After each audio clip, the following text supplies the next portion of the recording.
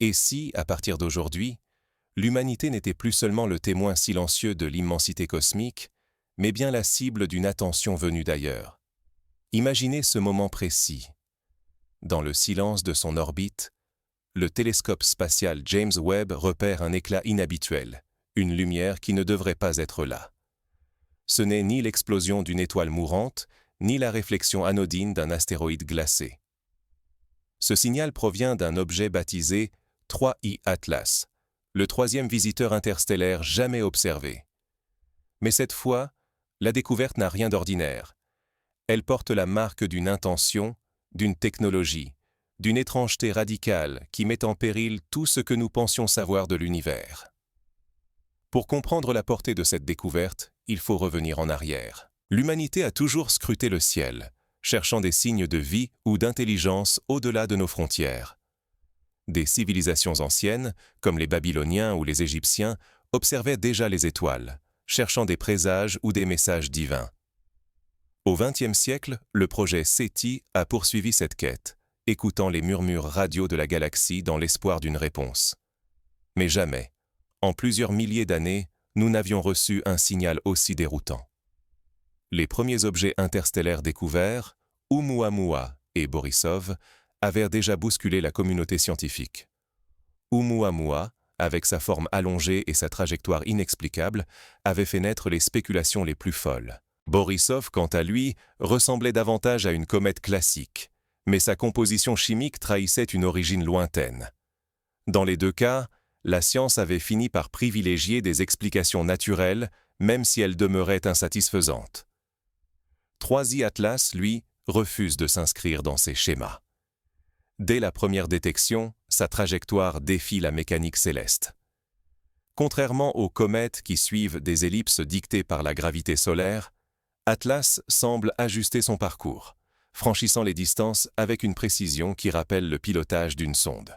Prenons un exemple historique pour mieux saisir la portée de cette anomalie. Lorsqu'en 1969, la sonde Luna 15 soviétique a tenté d'atterrir sur la Lune, sa trajectoire millimétrée a nécessité des calculs complexes et des ajustements constants. 3I Atlas, lui, semble réaliser de tels exploits sans assistance visible ni propulsion détectable. Mais ce qui bouleverse le plus les chercheurs, c'est la lumière émise par l'objet.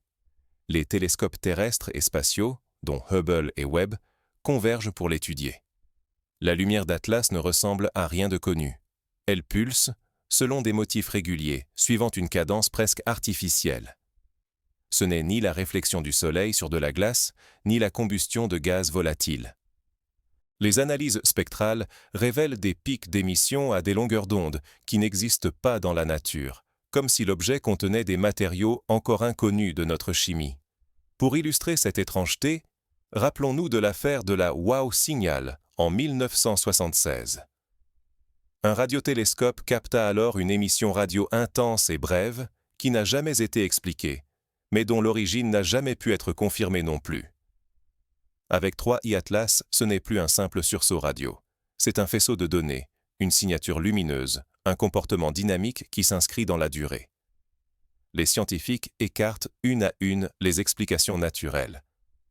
Désintégration radioactive. Les isotopes connus ne produisent pas de telles oscillations. Friction interne. L'énergie détectée dépasse tout ce qu'une collision ou un frottement pourrait générer. Même les hypothèses les plus exotiques, comme la présence d'un cœur d'antimatière, ne résistent pas à la confrontation avec les données. Plus troublant encore, des motifs mathématiques se dessinent dans la lumière d'Atlas. Les intervalles des pulsations suivent la suite de Fibonacci, ou s'alignent sur les nombres premiers, des concepts universels en mathématiques. Dans l'histoire de la communication humaine, ces motifs sont souvent utilisés pour indiquer une intention intelligente. Par exemple, le projet Arecibo, en 1974, avait envoyé un message radio vers l'amas globulaire M13, utilisant justement des séquences de nombres premiers pour signaler l'origine artificielle du message. Face à cette accumulation d'anomalies, les agences spatiales s'organisent. La NASA, l'ESA, la CNSA et Roscosmos créent un groupe de travail secret, partageant en temps réel les données et coordonnant les analyses. Les communications deviennent cryptées, Les résultats sont classés confidentiels. On redoute les conséquences d'une révélation prématurée au grand public. Panique, effondrement des marchés, crise de confiance envers les institutions. Mais pourquoi tant de secrets? L'histoire regorge d'exemples où les gouvernements ont préféré dissimuler la vérité plutôt que d'affronter ses conséquences. Pensons au projet Manhattan pendant la Seconde Guerre mondiale, ou à l'incident de Roswell en 1947, où la gestion de l'information a souvent alimenté les rumeurs plus que rassuré la population.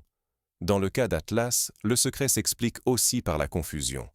Si l'objet est effectivement une sonde artificielle envoyée par une civilisation avancée, quels sont ses objectifs? Observe-t-elle simplement ou prépare-t-elle une action? Comment réagir quand on ignore tout des intentions de l'autre? Pour tenter d'obtenir une réponse, les équipes scientifiques décident d'établir un contact. Elles émettent, depuis plusieurs radiotélescopes disséminés à travers le globe, des signaux codés dans différentes langues et fréquences. L'expérience rappelle celle menée avec le message d'Arecibo, mais cette fois, la cible est à portée de main, non plus à des milliers d'années-lumière. Les signaux sont simples. Séquence de nombres premiers, formules mathématiques universelles, motifs géométriques élémentaires. À la surprise générale, Atlas répond. L'écho renvoyé est d'une précision stupéfiante, reproduisant à l'identique le motif émis, mais avec une légère variation de tempo, comme pour signaler une compréhension, voire une correction. Ce n'est plus un hasard, ni un artefact instrumental. C'est un échange. Les conséquences sont immédiates. Les observatoires rapportent des interférences inhabituelles. Brouillage ciblé, perte temporaire de synchronisation entre les instruments, fluctuations inexpliquées dans les transmissions. L'hypothèse que 3i Atlas contrôle ou influence activement nos moyens d'observation prend de l'ampleur.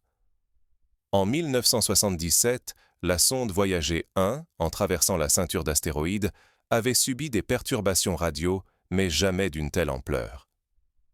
Dans les laboratoires et les bureaux feutrés, la tension monte. Certains chercheurs voient là la preuve éclatante que nous ne sommes plus seuls. D'autres craignent une manipulation, un test de nos systèmes de défense, voire une phase préliminaire à une action hostile. Les débats s'enveniment, les alliances se font et se défont, tandis que la peur du grand public reste contenue par le silence officiel. Mais le mystère s'épaissit encore. Une nouvelle anomalie, détectée par l'analyse fine de la trajectoire d'Atlas.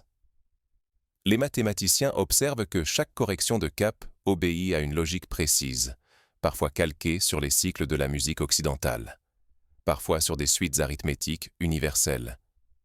Un tel raffinement suggère une intention de communiquer par le mouvement même, comme si la trajectoire était un langage. Pour comprendre cette démarche, rappelons le langage des abeilles. Ces insectes communiquent avec leurs congénères par des danses complexes, traduisant des informations sur la distance et la direction d'une source de nourriture. De la même manière, Atlas semble danser dans le vide, dessinant des motifs que seuls des observateurs attentifs peuvent reconnaître. L'analyse spectrale de la surface d'Atlas révèle d'autres surprises. Certains éléments détectés n'existent pas sur Terre, ou du moins pas à l'état naturel. Leur pureté, leur structure cristalline, défient les capacités de nos laboratoires. En 1978, la découverte du fullerène, une molécule de carbone en forme de sphère, avait déjà bouleversé la chimie. Ici, les matériaux d'Atlas ouvrent peut-être la voie à une nouvelle physique, une technologie que nous ne pouvons qu'imaginer. Face à ce constat, une hypothèse s'impose. Atlas n'est pas un ambassadeur.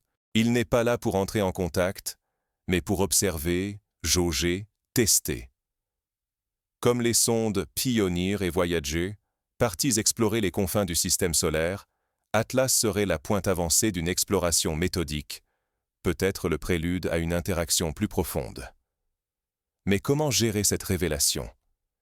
Faut-il, comme lors de la crise de Cuba en 1962, opter pour la transparence et le dialogue, ou au contraire, pour la prudence et le secret? Les gouvernements hésitent. Les think tanks planchent sur des scénarios de communication de crise. La question n'est plus de savoir si nous sommes observés, mais comment l'annoncer à des milliards d'êtres humains sans provoquer le chaos. Imaginons un instant la réaction des peuples. En 1938, la diffusion radiophonique de la guerre des mondes par Orson Welles avait semé la panique, convainquant de nombreux auditeurs que la Terre subissait une invasion martienne. Aujourd'hui, à l'ère des réseaux sociaux, la propagation de la peur serait instantanée, mondiale, incontrôlable. Pourtant, ignorer la vérité aurait un prix. L'histoire montre que le secret finit toujours par être percé. En 1972, le scandale du Watergate a révélé à quel point la rétention d'informations sape la confiance des citoyens. Dans le cas d'Atlas, retarder l'annonce ne ferait qu'amplifier la défiance et nourrir les théories les plus paranoïaques. À l'opposé, la transparence présente aussi des risques. Comment préserver la cohésion des sociétés face à une vérité aussi déstabilisante? Certains pourraient sombrer dans le fatalisme, d'autres dans l'exaltation mystique. Le défi consiste à canaliser la curiosité collective vers la recherche, l'analyse, la coopération internationale. Des scénarios pratiques émergent. Des protocoles de gestion de crise sont élaborés, inspirés des plans de riposte aux pandémies ou aux catastrophes naturelles. Les institutions éducatives se préparent à intégrer la question de la vie extraterrestre dans les programmes scolaires. Les médias sont briefés pour accompagner la diffusion de l'information avec pédagogie et rigueur. Face à l'incertitude, la communauté scientifique prône la vigilance et la méthode. Il s'agit de multiplier les observations, de croiser les données, de solliciter les cerveaux du monde entier. L'exemple du projet Event Horizon, qui en 2019 a photographié l'ombre d'un trou noir grâce à la collaboration de dizaines de radiotélescopes répartis sur plusieurs continents, montre que l'union des expertises peut faire tomber les barrières du possible. Mais il faut aussi se préparer à l'inédit. Peut-être que la civilisation derrière 3i Atlas ne communiquera jamais selon nos attentes. Peut-être son mode d'expression est-il trop subtil, trop éloigné de nos références culturelles.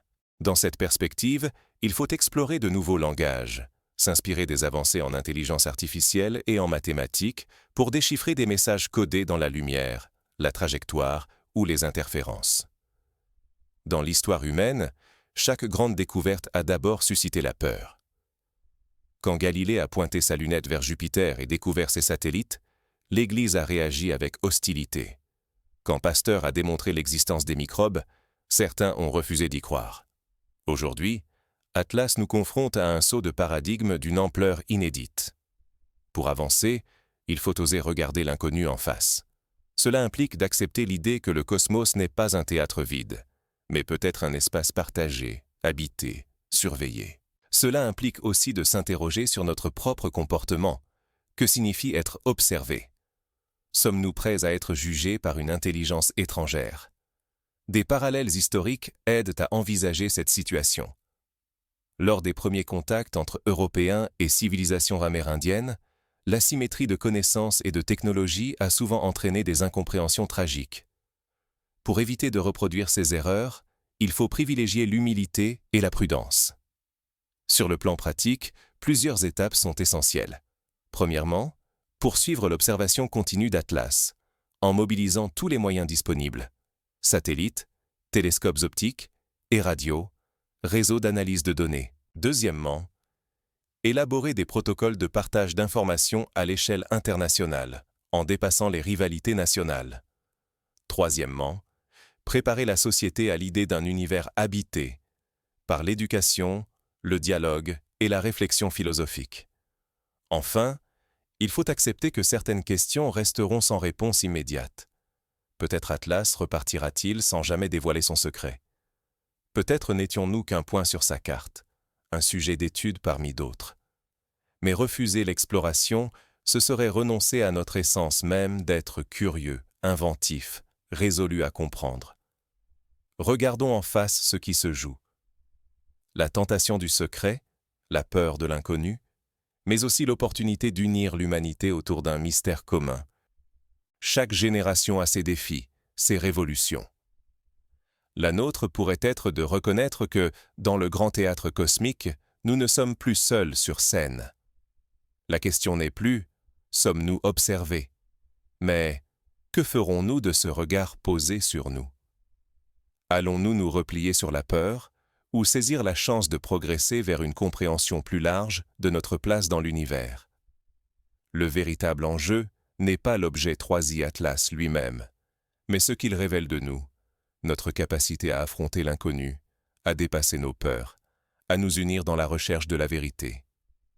Si nous choisissons la lucidité, l'ouverture et la coopération, alors l'apparition d'Atlas deviendra le point de départ d'une nouvelle ère, celle où l'humanité accepte enfin qu'elle n'est qu'une voix parmi d'autres dans le cœur cosmique. Pour conclure, souvenons-nous. L'histoire n'a jamais récompensé ceux qui détournèrent le regard, mais ceux qui osaient questionner, explorer et dépasser leurs propres limites. La rencontre avec l'inconnu, aussi vertigineuse soit-elle, est la clé de toutes les découvertes majeures. Peut-être qu'Atlas n'est que le premier chapitre d'une saga que nous n'avons pas encore les mots pour raconter. Alors, êtes-vous prêt à lever les yeux vers le ciel, à ne plus détourner le regard et à embrasser l'aventure la plus extraordinaire de l'histoire humaine? Car le vrai défi commence maintenant. Non pas de prouver que nous sommes seuls, mais d'accepter